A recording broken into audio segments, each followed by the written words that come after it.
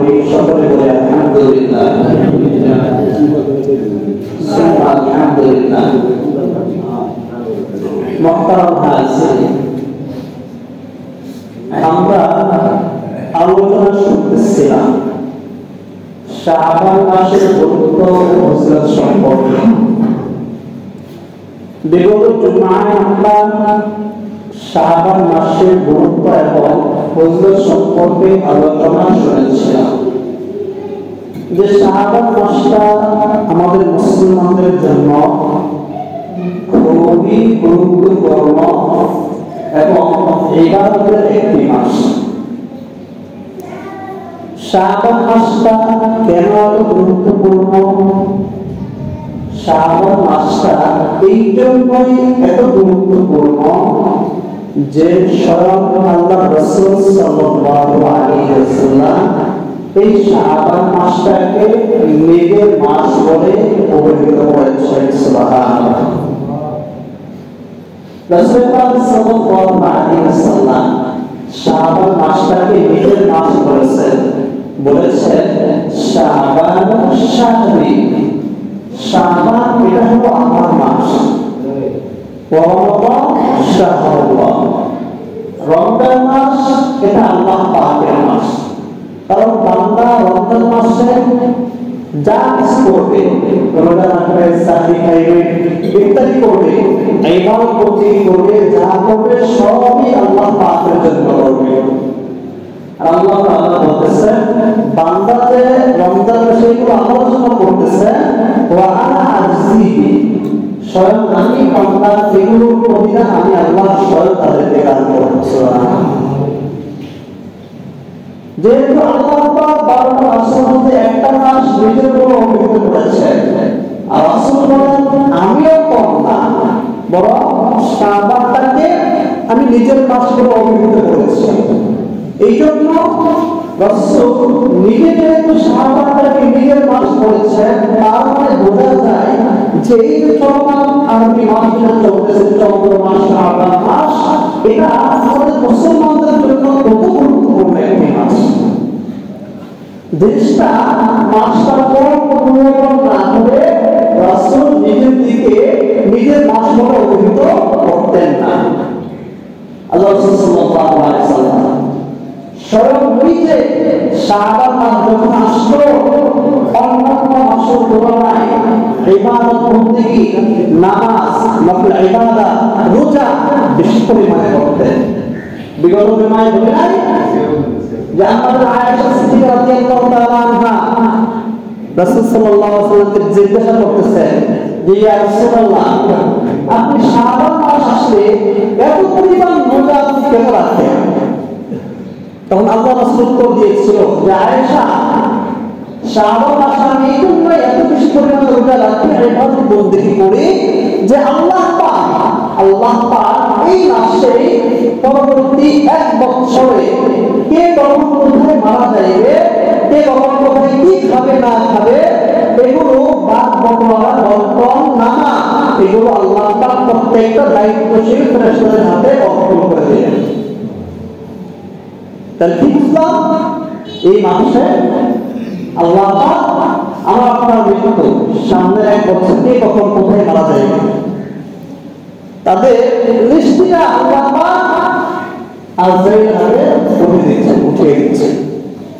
রাসূল বলতেছেন আমি এই জন্য এই মাসে এত বেশি পরিমাণে রোজা রাখি যেন আমার মরণটা, আল্লাহ পাক যদি সামনের বছর রেখে রাখেন, তাহলে যেন আমার মরণটা এমন সময় আল্লাহ পাক রাখেন, নামটা লেখেন, যেন আমি ওই অবস্থায় আল্লাহ পাকের ইবাদত বন্দেগীর অবস্থায় থাকি। বলেন না সুবহানাল্লাহ। তাহলে মুহতারাম হাজিরিন, যেহেতু গুরুত্বপূর্ণ একটি মাস আমাদের সামনে চলে এসেছে, এবং আস্তে আস্তে পর্যায়ক্রমে চলেও যাচ্ছে, রজব মাস আমাদের সামনে থেকে কিন্তু চলেই গেছে, গুরুত্বপূর্ণ একটি মাস আমাদের থেকে অতিবাহিত অলরেডি হয়ে গিয়েছে। যে মাস সম্পর্কে আমাদেরকে শিক্ষা দিয়েছিলেন, যখনই রজব শাবান মাস আসবে তখন উম্মত তোমরা এই দোয়া বেশি করে করবা। দোয়াটা কোনটা?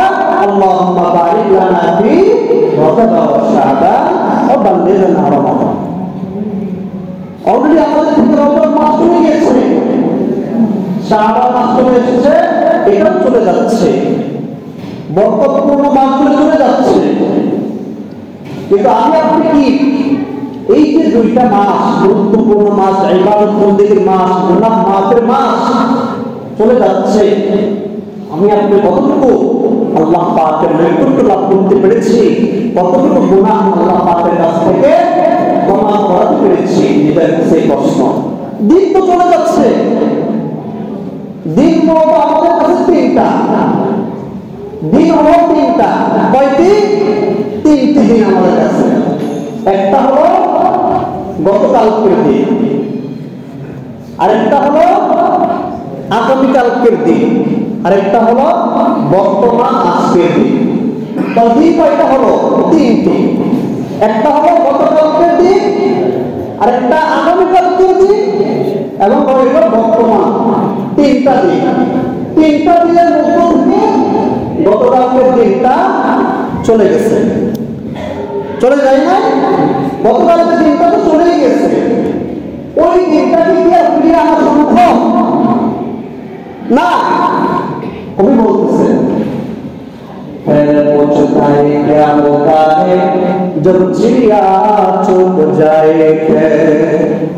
পাখি যখন ক্ষেত থেকে ফসল খেয়ে চলে যায় তখন আফসোস করে কোনো লাভ আছে? পাখি তো ফসল খেয়ে চলে গিয়েছে, এখন যদি হাই হতাশ করে হাই রে আমার ফল সব খেয়ে ফেলছে পাখি, কোনো লাভ হইবে? বড় উচিত ছিল পাখি ফল খাওয়ার আগেই আমাকে এই পদক্ষেপ গ্রহণ করা, যাতে পাখিগুলো ফল আমার নষ্ট না করতে পারে, খাইতে না পারে। তাহলে গতকালকে দিনটা চলে গেছে, এটাকে নিয়ে আর ফিরিয়ে আনা সম্ভব না, এটাকে আমি আপনি ফিরিয়ে আনতে পারবো না, শুধুমাত্র আফসোস করা ছাড়া। বাকি রইল দুইটা দিন, গতকাল চলে গেল, রইল আগামীকালকের দিন। আগামীকালকের দিনের কোন কি গ্যারান্টি আমার জন্য রয়েছে? আগামীকালকের দিনটা যে আমি আপনি পাবো, ওই গ্যারান্টিকে আমি আপনি দিতে পারবো না। আগামীকাল তো পরের বিষয়, এক মিনিটের গ্যারান্টিকে আমি আপনি দিতে পারবো না। এক মিনিটের গ্যারান্টি, এক মিনিটের ভরসা আমার আপনার পক্ষে দেওয়া সম্ভব নয়। একটা মিনিট পরে আমার আপনার অবস্থা কি হবে? তখন আল্লাহ তাআলা কোন সময় ডাক দেন, কে কোথায় কোন সময় মারা যাইবে, এটা বলাটা মুশকিল। এই জন্যই তো খুবই সুন্দর করে বলতেছেন, এক মিনিটের নাই রে ভরসা, মিছে দুনিয়া, ডাক যে হঠাৎ আসতে পারে, ডাক যে হঠাৎ আসতে পারে মিছে দুনিয়ায়, এক মিনিটের নাই রে ভরসা রঙের দুনিয়া। এক মিনিটের ভরসা আছে দুনিয়ার মধ্যে থাকার জন্য না, এক মিনিটের ভরসা আমার আপনার পক্ষে সম্ভব নয়।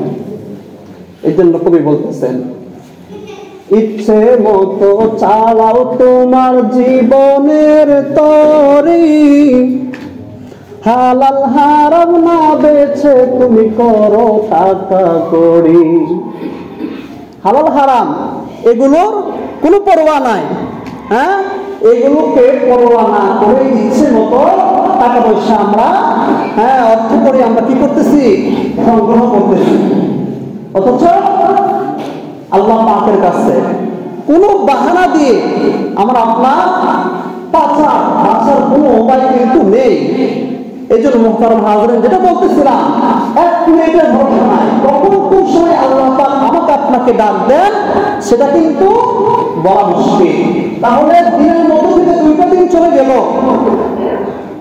গতকালকের দিনটাও চলে গেল, আর আজকে আগামীকাল যে দিনটা আসবে ওইটারও কোনো গ্যারান্টি নাই। তাহলে বাকি রইল মাত্র আর একটা দিন।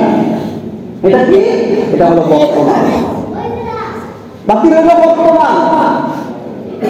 তাহলে এখন যে আমি আপনি বসে রয়েছি, এই যে আমার সময় এখন আছে, এইটা কি আমাকে আপনাকে মূল্যায়ন করতে হবে, এটা কি আমাকে আপনাকে মূল্যায়ন করতে হবে।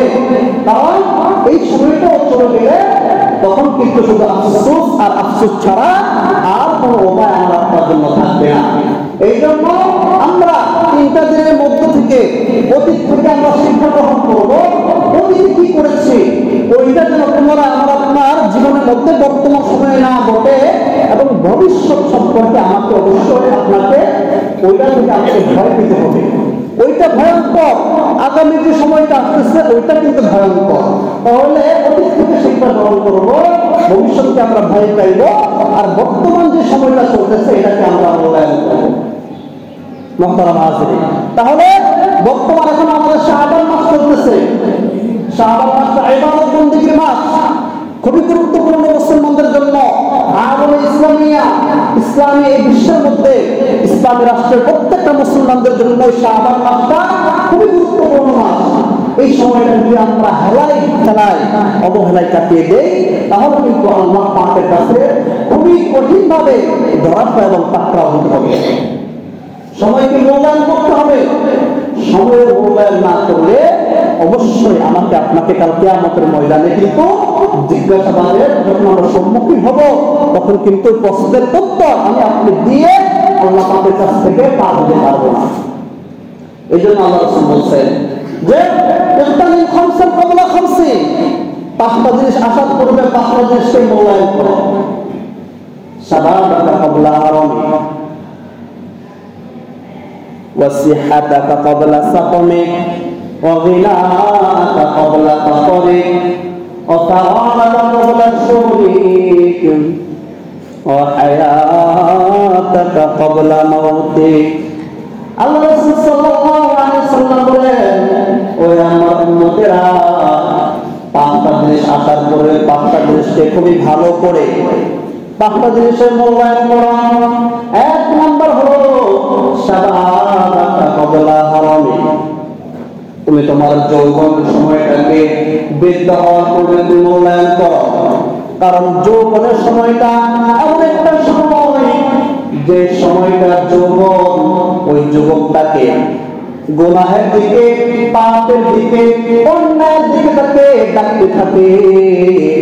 আর ওই যুবক যখন যৌবনের ওইটা পাপ, গুনাহ, অন্যায়, জুলুম থেকে বেঁচে থেকে আল্লাহ পাকের ইবাদত বন্দেগী ওই সময়টাতে কাটাবে, আল্লাহ পাক ওই যুবকের প্রতি আল্লাহ পাকের বিশেষ দৃষ্টি আল্লাহ পাক তার প্রদান করবে। ওই যুবক তার শক্তি ছিল, যৌবন তাকে বিভিন্ন অপকর্ম পাপের দিকে তাকে আহ্বান করেছিল, কিন্তু ওই যুবক ওই যৌবনের তাকে সে প্রাধান্য না দিয়ে আল্লাহ পাকের ইবাদত বন্দেগীতে কাটিয়েছে। সুবহানাল্লাহ। তাহলে আল্লাহ রাসূল বলেন যে যৌবন বয়সটা কেন এত গুরুত্বপূর্ণ? বৃদ্ধ হওয়ার পূর্বে যৌবন বয়সটাকে মূল্যায়ন করার জন্য বলা হয়েছে। কারণ যুবক বয়সে কত ধরনের গুনাহ, অন্যায়, অপ্রীতিকর জিনিসগুলো যে যৌবন এটা যুবককে ডাকতে থাকে। যুবক যখন এগুলোকে অপেক্ষা করে যখন আল্লাহ পাকের ইবাদত বন্দেগীতে কাটায়, তখন আল্লাহ পাক এই ইবাদতটা আল্লাহ পাক সাথে সাথে কবুল করে নেন। বলেন সুবহানাল্লাহ। কিন্তু বৃদ্ধ হওয়ার পূর্বে যখন বলছেন, তখন একজন বৃদ্ধ মানুষ সে যখন বৃদ্ধ হয়ে যায় তখন সে চাইলেও কারো উপর জুলুম করতে পারে না, চাইলেও সে কখনো কারো উপর শক্তি বল প্রয়োগ করতে পারে না। কারণ এখন তো তার শরীরের পর তার শরীরের মতো শক্তি নাই। যৌবন বয়সে যখন ইচ্ছা তখন মানুষের উপর বল প্রয়োগ করেছে, জুলুম নির্যাতন করেছে। এখন চাইলেও, এখন সে বৃদ্ধ, এখন চাইলেও সে তার উপর জুলুম করতে পারবে না, চাইলেও করতে পারবে না। রান্না কালো এগুলো চাইলেই পারবে না। কিন্তু এই জন্য আল্লাহ রাসূল বলেন, অক্ষম হয়ে মানে সক্ষম অবস্থায় ইবাদত বন্দেগী করে অক্ষম হওয়া ইবাদত বন্দেগী করা থেকে অনেক বেশি ভালো। মানে যুবক বয়সে ইবাদত বন্দেগী করা, এটা বৃদ্ধ হলে মানুষের এমনি নত হয়ে যায়, তার শক্তি কমে যায়, চাইলেও যে কোনো স্থানে সে অংশগ্রহণ করতে পারে না, চাইলেই মারামারি কাটাকাটি অন্যের উপর জুলুম নির্যাতন করতে পারে না। এর জন্য বলছেন অক্ষম হওয়ার থেকে সক্ষম অবস্থায় ইবাদত বন্দেগী করার জন্য। এই জন্য আল্লাহ রাসূল বলছেন যে শাহাদাতা ক্বাবলা হারামি, ও উম্মত তোমরা বৃদ্ধ হওয়ার পূর্বে তুমি তোমার যৌবন বয়স থেকে তুমি কাজে লাগাও। দ্বিতীয় নাম্বার বললেন 5টা জিনিস আসার পূর্বে 5টাকে মূল্যায়ন করার মধ্যে একটা চলে গেল, এটা হলো যে যৌবন বয়সের মূল্যায়ন করার জন্য। দ্বিতীয় নাম্বার হলো সিহাতাকা ক্বাবলা সাকামি, যে তোমরা সুস্থতাটা এটা হলো আল্লাহ পাকের পক্ষ থেকে অনেক বড় একটা নিয়ামত। আল্লাহ রাসূল বলছেন যে তুমি অসুস্থ হওয়ার পূর্বে সুস্থতাকে মূল্যায়ন করো। কারণ একটা মানুষ যখন অসুস্থ হয়ে যায় তখন সে সুস্থ যে কত বড় একটা নিয়ামত এটাকে সে স্মরণ করতে থাকে। সে অসুস্থ বিছানায় শায়িত, তখন তার কাছে মনে হয় হায় হায় যদি মসজিদে গিয়ে 4 রাকাত নামাজ পড়তে পারতাম, যদি আমি সুস্থ থাকতে পারতাম তাহলে তো আমি ধর্মীয় কাজে কোনো একটা কাজ আমি দিনী কাজ আমি আঞ্জাম দিতে পারতাম। যদি আমি সুস্থ থাকতাম তাহলে আমি দাওয়াত পাবলিকের মেহনতের কিছু সময় লাগাইতে পারতাম। যদি আমি সুস্থ থাকতাম তাহলে এমন একটা মানব সেবা সমাজ সেবার একটা কাজে আমি অংশগ্রহণ করতে পারতাম। কিন্তু সেটা এখন অক্ষম, এটা অসুস্থ, অথচ সে সুস্থ থাকা অবস্থায় এবার বন্দেগী ভালো কাজ করে না। হ্যাঁ, যদি এমন হয় যে না সুস্থ অবস্থায় এই লোকটা যথাসম্ভব সে দিনের প্রতি ছিল, ভালো কাজ করেছে, সেই লোকটা যদি অসুস্থ হয়ে যায় তাহলে সে অসুস্থ হওয়ার পরে সে যে আশঙ্কা করতেছে হাই হাই যদি আমি সুস্থ থাকতে পারতাম তাহলে আমি নামাজ পড়তাম, রোজা রাখতাম, দান সৎকার করতাম, সমাজ সেবা করতাম, আমি এগুলো যদি সে মনে আকাঙ্ক্ষাও থাকে তাহলে সে সুস্থ অবস্থায় যে সকল ইবাদত বন্দেগী করে সওয়াব অর্জন করেছিল সে অসুস্থ অবস্থায় সে যে অসুস্থ হয়ে বিছানায় শায়িত হয়েছে ওই অবস্থায় সে শুয়ে সে আকাঙ্ক্ষা করার কারণে আল্লাহ পাক তার আমলনামায় ওই সওয়াবগুলি দান করবেন। বলেন সুবহানাল্লাহ। কারণ কেন এটা দান করবেন? কারণ সে তো সুস্থ অবস্থায় ইবাদত বন্দেগী করেছিল। সে যদি এখন অসুস্থ না হইতো তাহলে ইবাদত বন্দেগী করতো। আর যারা নামাজের ধারে পড়তে আসে না, দিনই কোনো কাজই সে অংশগ্রহণ করে নাই, এখন অসুস্থ হয়েছে বিছানায় পড়ছে, এখন শুধু বলে যদি আমি সুস্থ হই কিংবা আমি সুস্থ থাকতাম তাহলে আমি নামাজ পড়তাম। এখন দেখতেছে যে না আমার তো মনে হয় আমি মৃত্যুর কাছাকাছি, এখন বলে যে নামাজ পড়তাম, নজরুজরা মিলে আমি ভালো থাকি। এই ধরনের কত ধরনের ওজা আপত্তি তখন পেশ করে। এই জন্য আমরা বলছেন যে তুমি অসুস্থ হওয়ার পরে তুমি তোমার সুস্থতাকে নিয়ামত মনে করো, এটাকে গনিমত মনে করো, এটাকে মূল্যায়ন করো। গেল দুইটা। তৃতীয় নাম্বার হলো গিনাআকা ক্বাবলা ফাকরি। আল্লাহ রাসূল বলেন তুমি যখন ধনাত্মক ছিলে তোমার কাছে আল্লাহ পাক যতটুকু সম্ভব যথাসাধ্য আল্লাহ তোমাকে যা দিয়েছেন, অর্থ করে যা দিয়েছেন এটাকে তুমি মূল্যায়ন করো, এটাকে তুমি গনিমত মনে করো। কেন? তুমি যে কোনো সময় তুমি ভক্তি হয়ে যেতে পারো। এই জন্য আল্লাহ রাসূল বলছেন তুমি তোমার ধনাত্মকতাকে তুমি দরিদ্র হওয়ার পূর্বে তুমি এটাকে মূল্যায়ন করো। এমন না যে আমার যখন লাখ লাখ টাকা হবে, কোটি কোটি টাকা হবে, তখন আমি দিন আল্লাহ পাকের রাস্তায় দিন পথে আমি খরচ করবো, দান সৎকার করবো, এমন না। বরং যা আছে যতটুকু আল্লাহ পাক দিয়েছে এটাকে গনিমত মনে করেন, এখান থেকে আপনি আল্লাহ পাকের রাস্তায় ধর্মীয় খাতে আপনি ব্যয় করেন। তাহলে আল্লাহ পাক রাসূল সাল্লাল্লাহু আলাইহি ওয়াসাল্লামের ওই কথা গিনাআকা ক্বাবলা ফাকরি, তুমি দরিদ্র হওয়ার পূর্বে তুমি তোমার ধনাত্মকতাকে তুমি মূল্যায়ন করো, ওই হাদিসের অন্তর্ভুক্ত আপনি হইতে পারবেন। কারণ বলা যায় না আপনি যদি যখন নিয়োগ করতেছেন যে টাকা হোক, লাখ লাখ টাকা হলে আমি মসজিদ করবো, মাদ্রাসা করবো, সমাজ সেবা কাজে অংশগ্রহণ করবো, যেটাও হতে পারে, কিন্তু নিয়োগ করতেছেন এক সময় আপনি আস্তে আস্তে উন্নতি না হয়ে আপনার অবনতি হচ্ছে, তখন সব আফসোস করলে কাম হবে না যে আমি তো দান করলাম, আমি তো দান করলাম বলে এরকম নিয়োগ করলে তো কাম হবে না। এই জন্য আল্লাহ রাসূল বলছেন যে গিনাআকা ক্বাবলা ফাকরি, তুমি তোমার ধনাত্মকতাকে দরিদ্র আসার পূর্বে তুমি মূল্যায়ন করো। 4 নম্বর যে বিষয়টা আল্লাহ রাসূল বলছে এটা হলো ফারাগাকা ক্বাবলা শুগলি, তুমি তোমার অবসর সময়টাকে ব্যস্ততা আসার পূর্বে তুমি মূল্যায়ন করো। কেন? কারণ ব্যস্ততা আসার পরে যত আকাঙ্ক্ষা থাকুক, ইচ্ছাই থাকুক, আপনি যে কোনো চাইলেই আপনি ভালো কাজ করতে পারবেন না। চাইলেই আপনি ভালো কাজ করতে পারবেন না, কারণ ব্যস্ততা আপনাকে ভালো করে আঁকড়ে ধরবে। এই জন্য আল্লাহ রাসূল বলছেন, তোমরা অবসর হয়েছ, ওই সময়টা একটু কাজে লাগাও। কাজে কি লাগাইতেছি? আল্লাহ রাসূল সাল্লাল্লাহু আলাইহি ওয়াসাল্লাম একদিন এক কবরের পাশ দিয়ে সাহাবাদেরকে সাথে নিয়ে যাচ্ছে, তখন সাহাবাদেরকে ডাক দিয়ে বললেন, দাঁড়াও এখানে। তোমরা জানো এই কবরের মধ্যে যে লোকটা শুয়ে রয়েছে, সেই কবরের মধ্যে শুয়ে সে কিসের জন্য আফসোস করতেছে জানো? সাহাবারা বললেন, আল্লাহ ওয়া রাসূলুহু আলাম, আল্লাহ এবং তার রাসূলই ভালো জানেন। আল্লাহ রাসূল সাল্লাল্লাহু আলাইহি ওয়াসাল্লাম বলতেছেন, এই লোকটা কবরে শুয়ে সে এই আফসোস করতেছে যে হায়, যদি আমি দুনিয়াতে 2 রাকাত নামাজ পড়তে পারতাম, যদি আমি দুনিয়াতে 2 রাকাত নামাজ পড়তে পারতাম, সে এই আফসোসটাই করতেছে। আল্লাহ রাসূল বলেন, অথচ এই লোকটার জীবদ্দশায় এমন অবসর সময় অতিবাহিত করেছে, যে অবসর সময় সে ইবাদত বন্দেগী করলে নেকের পাহাড় সে গড়ে ফেলবে। কিন্তু ওই সময়টা যখন তার ইবাদতের সময় ছিল, ওই সময়টাকে সে হেলায় অবহেলায় কাটিয়েছে, দোকানের চাষ করে বসে বসে অবসরের সময়টাকে কাটাইছে। তারপরেও সে আল্লাহ পাকের ঘরে, আল্লাহ পাকের কুদরতি পায়ে, আল্লাহ পাকের সবচাইতে দামি যে বিধান নামাজটা সে পড়ে না, অনর্থক চাষ করে বসে বসে টিভির দিকে তাকায় রয়েছে, অনর্থক চাষ করে বসে বসে অন্যের গীবত করছে। তারপর অবসর সময়টা তার জন্য নিয়ামত ছিল, ওই নিয়ামত সে মূল্যায়ন করে। পারবো কি আমরা আল্লাহ পাকের কাছে জবাব দিতে? এই যে আমাদের সমাজের মানুষের এত পরিমাণ অবসর সময় আমরা এগুলো হেলায় খেলায় অবহেলায় যে কাটিয়ে দিচ্ছি, আমরা কি এর জবাব আল্লাহ পাকের কাছে দিতে পারবো কি? এটা তো গনিমত ছিল। আপনি তো এই গনিমতটাকে আপনি মূল্যায়ন করেন নাই। আপনি তো চাষ করে বসে বসে টিভির দিকে তাকিয়ে রয়েছিলেন। আপনি তো নামাজের সময় বসে বসে অন্য গীবত করেছিলেন। আপনার কোনো কাজ ছিল না। কোথায়, কখন, কিভাবে সম্ভব আল্লাহ পাকের কাছ থেকে পার পাওয়া যাবে? যাই হোক মুহতারাম হাজিরিন, পঞ্চম নাম্বার যে বিষয়টা আল্লাহ রাসূল বলছেন গনিমত, এটা হলো জীবন। আল্লাহ রাসূল বলছেন, ওয়া হায়াতুকা ক্বাবলা মাউতিক, তোমার জীবনটাকে মৃত্যু আসার পূর্বে মূল্যায়ন করো। এটা সকলেই জানেন।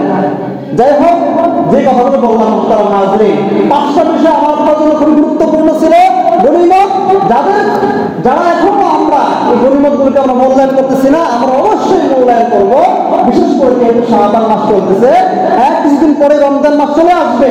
এই শাবান মাসটা গুরুত্বপূর্ণ ইবাদত বন্দেগীর মাস। এই মাসটাকে গুরুত্বপূর্ণ